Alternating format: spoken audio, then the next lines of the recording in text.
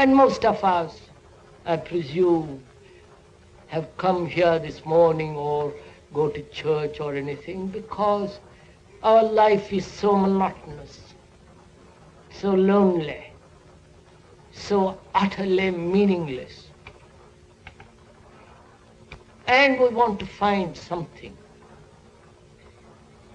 that will be deeply gratifying,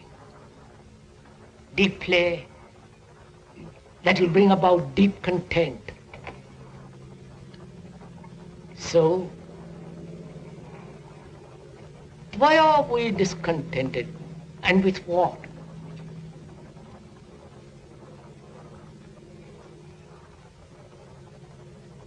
Please answer the question to yourselves.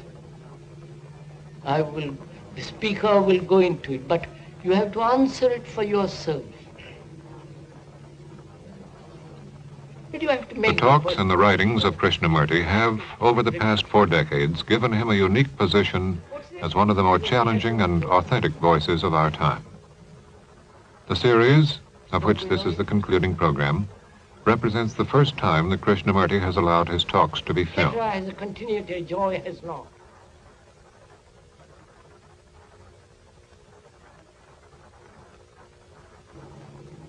We are discontented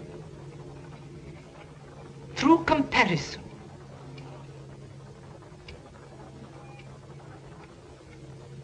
We are discontented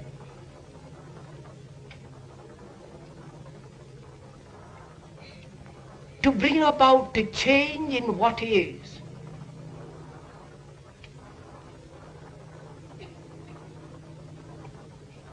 And we are discontented because we don't know what to do with what is.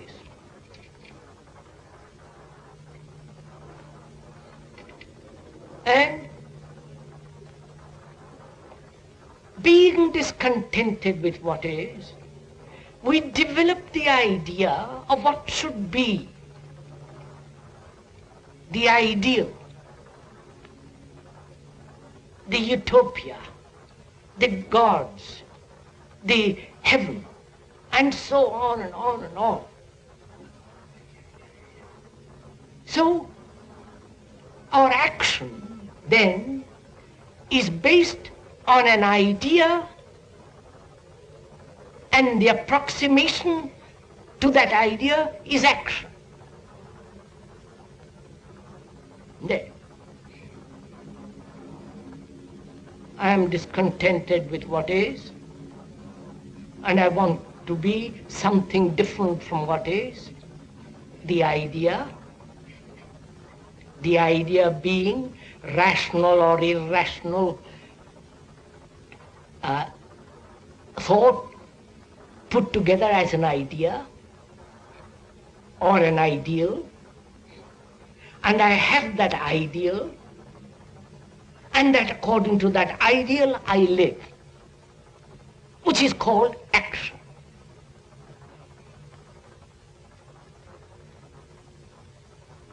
And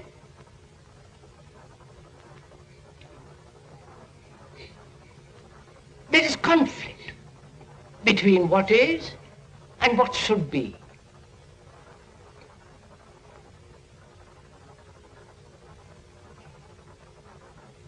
And in that conflict we are caught. And all our questions, demands, searching is that, between what is and what should be.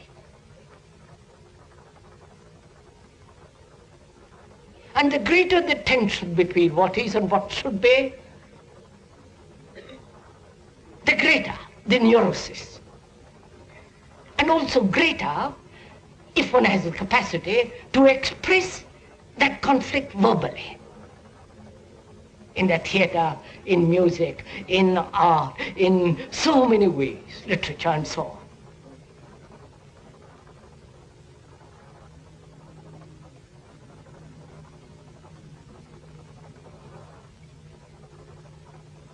And being discontent with what is, We invent gods, which becomes our religion. That is the escape we have from what is.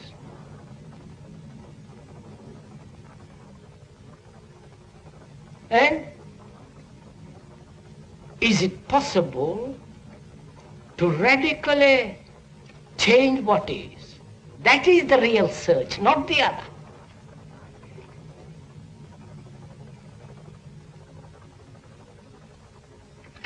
The other is no search at all. Is it possible to totally bring about a mutation in what is?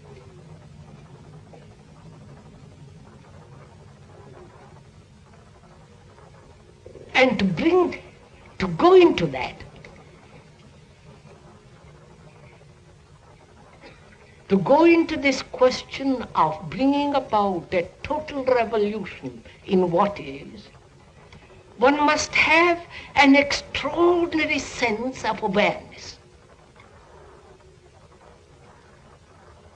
You know, to be aware what it means. To be aware of the trees, of the blue sky through the trees,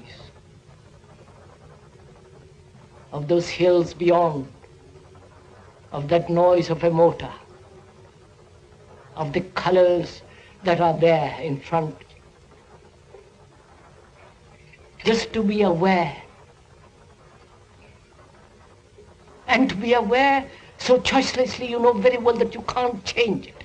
You can't change the mountains. You can't change the beauty of that sky.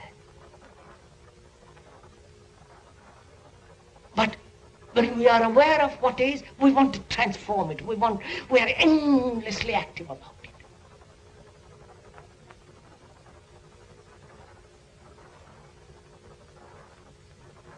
And there begins sorrow. Because with the ending of sorrow is the beginning of wisdom.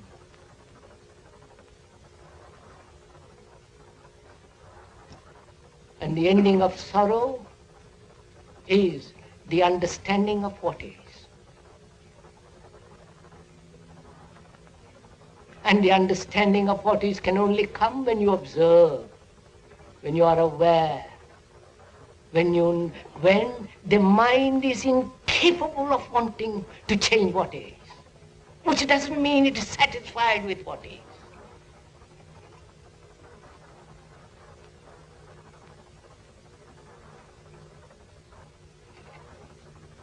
So, one has freed the mind, or the mind has freed itself from this everlasting search. That's finished. And that means a tremendous burden of one's shoulder.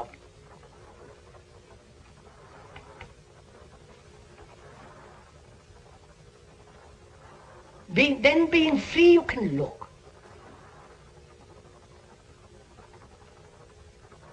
And to look, you need great energy.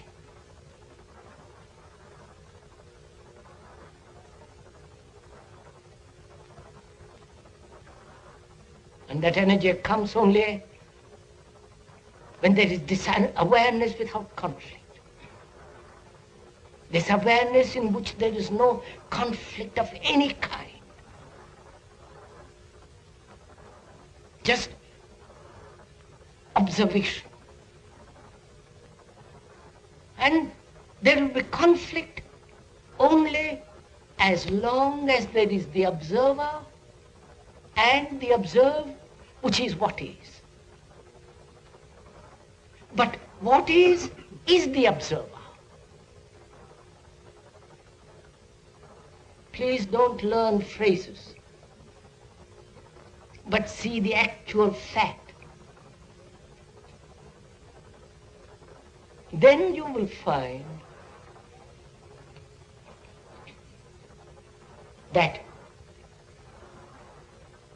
where there is the observer,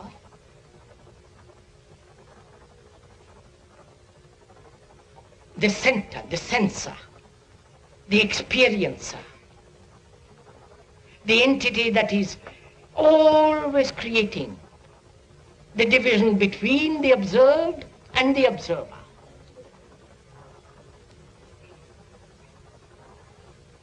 And as long as there is an observer, there is no freedom.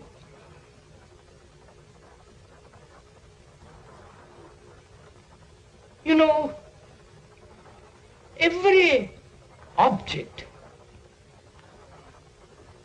like this microphone, creates a space round itself and is in space.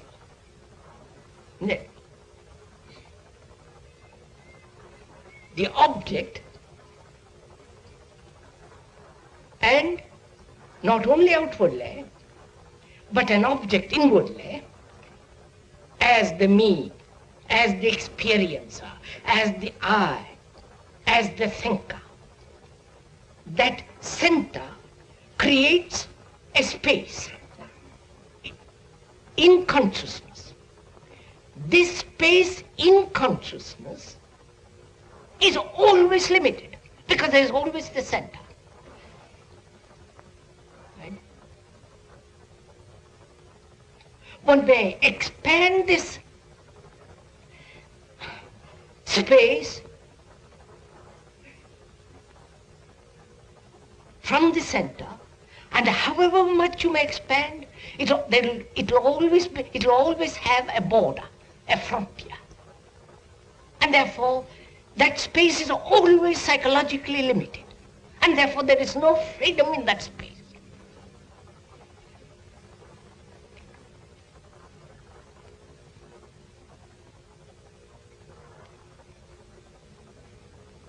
And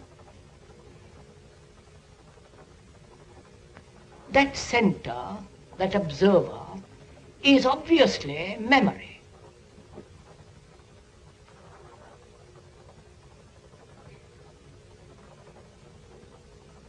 Memory of what has been, whether of yesterday or 1,000 years. That center is the tradition, is the conditioned state which has been put together by time, both chronologically and psychologically.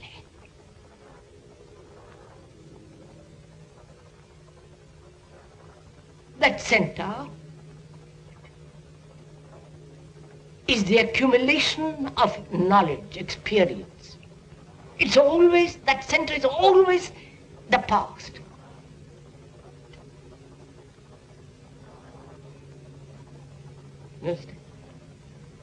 Therefore, that center is not a living thing. It is a dead memory of what has been.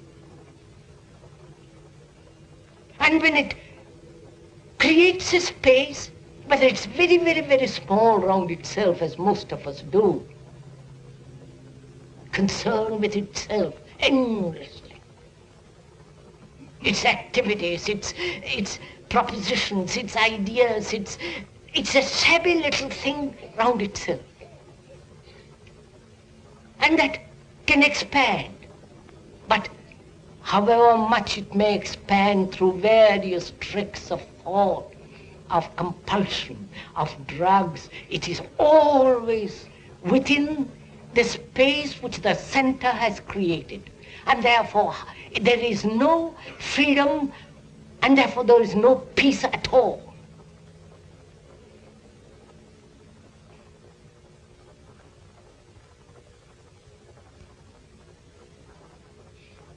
And when one observes that only when there is space, there is freedom. And that space cannot possibly exist psychologically as long as there is an observer.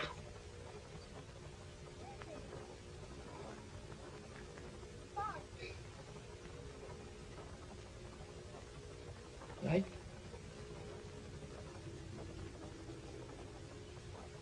And one must have space, as one must have beauty. Beauty which is not man-made.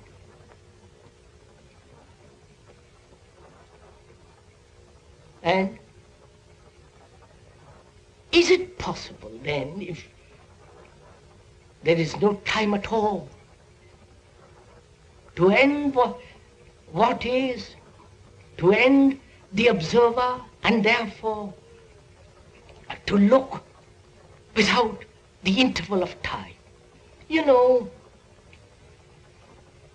time is the space between the observer and the tree. The observer is static and the tree is static, psychologically. And so, to cover the distance between the observer and the tree takes time. And that distance, which has been created by the observer and the observed, is always static, is always stationary. So when one thinks of using time or allowing time to bring about a change in the observer, you are only being caught in the static state. So when you discover that, then you ask, is it possible to change instantly what is? The center is violence. I'm taking that as an example. It isn't really an example, it's a fact. One is violent, that's a fact. And the movement towards non-violence is static movement. It's no movement at all. Now, I explained that previously. So, our question is then, is it possible to end violence, not through time, but immediately?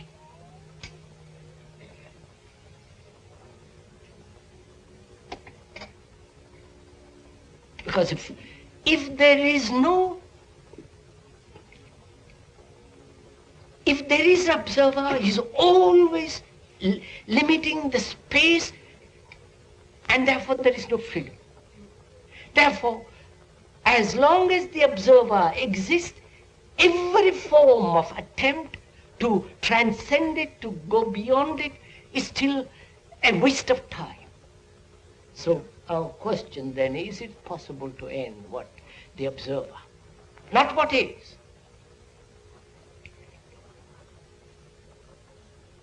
When there is no observer, there is no what is. It is the observer that creates what is.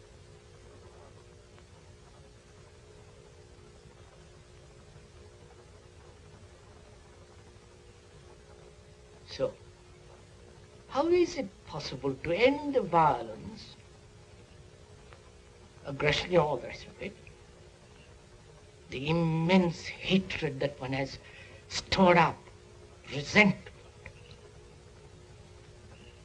How is it possible to end it so that one is completely, totally free of it?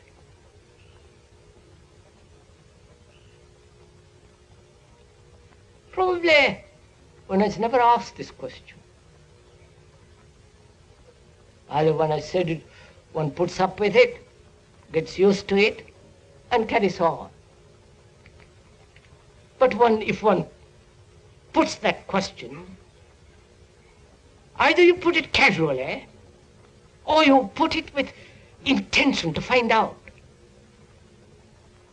Therefore you become very serious. And when you put that question, because you are serious, because you are intent, then you are aware of the whole process of the observer, which means you are totally attentive, you understand? Completely attentive. And in that attention there is no border created by the center. And when there is complete attention, there is no observer.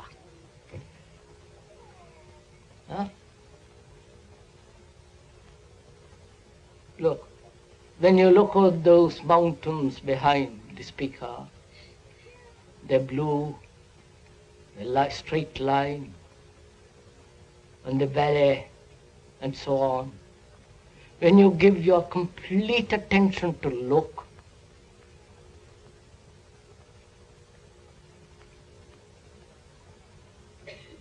is there an observer?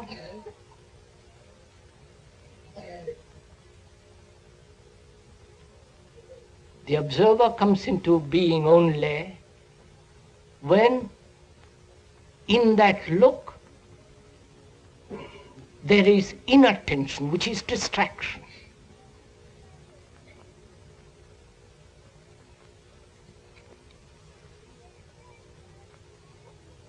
So, only total attention brings about the cessation of the observer. And when there is this ending of the observer, there is the ending of the thing which he has created as what is. Because, as we said, the observer is the observed. Right. Now, we have in this way eliminated all conflict of search. We have eliminated all conflict between what is and what should be. We have put away the observer, and therefore there is attention from at last a second. That's good enough. Don't be greedy to have more. In that greed to have more, you've already created the center. And then you're caught. In that attention, there is no seeking at all. And therefore there is no effort.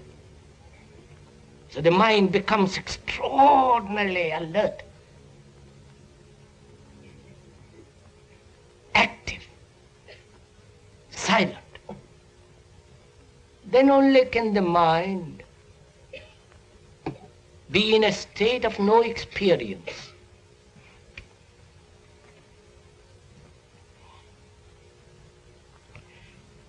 And this is important to understand. We all depend on experience. Experience being to go through something.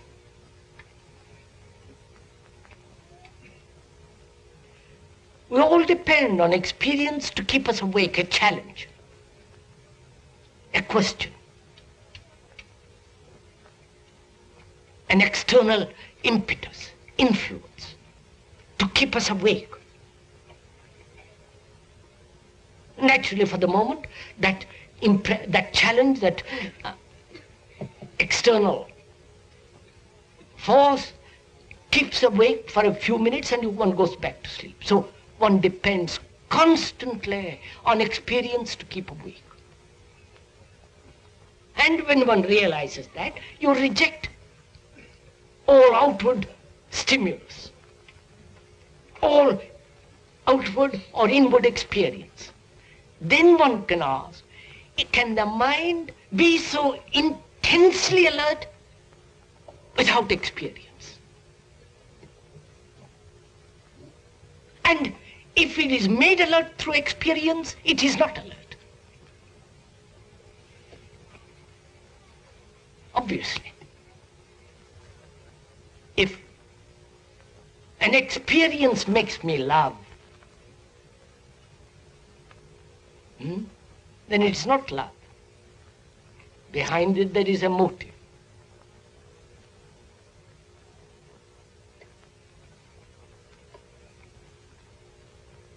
So, such a mind is the religious mind.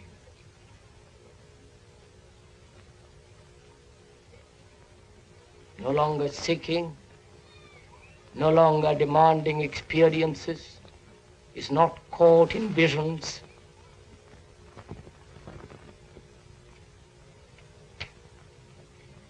And such a mind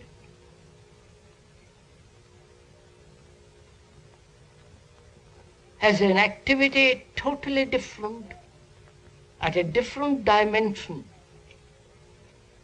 which thought can never possibly reach.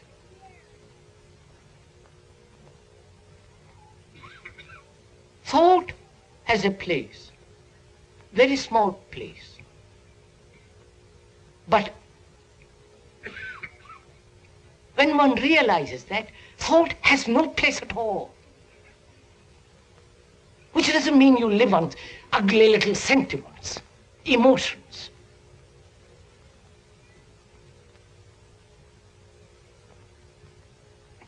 So one can function normally, healthily, sanely in this world with a mind that is not cluttered up by thought. And it's only such a mind, the religious mind, that can know something beyond all the imaginations and structure of man's hope.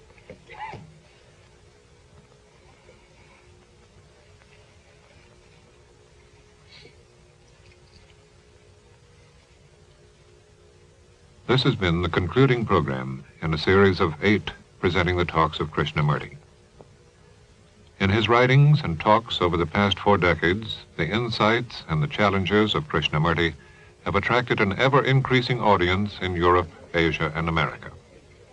This series, however, represents the first time that Krishnamurti has allowed his talks to be filmed.